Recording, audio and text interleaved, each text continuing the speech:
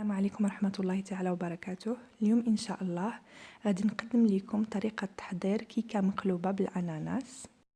نشوفوا مع بعض المقادير وطريقة التحضير.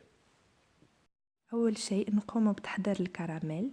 نحتاج له 100 غرام سكر سنيدة، 30 غرام ماء، نوضعوهم في كاسرونة فوق نار هادئة، ومن الأحسن ما نحركوش السكر حتى يتكون كراميل بني اللون، ما يكونش محروق لانه غادي يزيد يطيب في الفران مع الكيكه.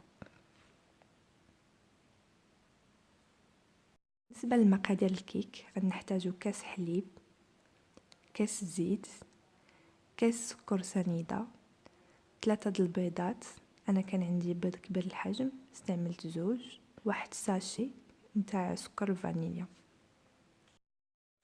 2 ساشي ديال خميره الحلوى، 250 غرام فرينه.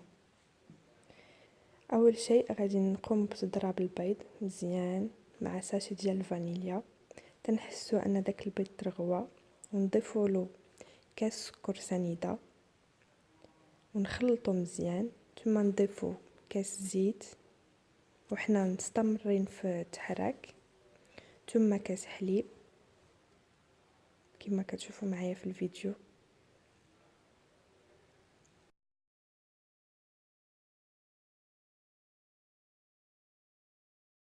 وفي الاخير نضيفو الدقيق اللي غربلناه مع خميره الحلوى كما كتشوفوا معايا في الفيديو.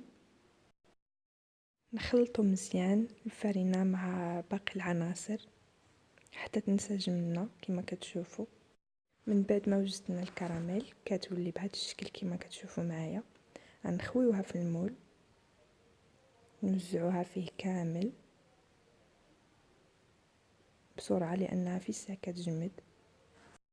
من بعد نقوموا بوضع الاناناس معلب فوق الكراميل في المول بهذا الشكل، نستفوها كما تشوفوا معايا.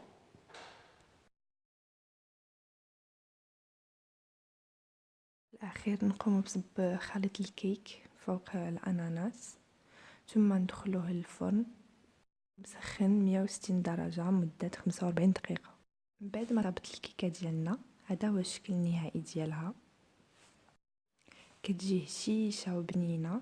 نتمنى الفيديو يكون نال الاعجاب ديالكم وتجربوها ان شاء الله.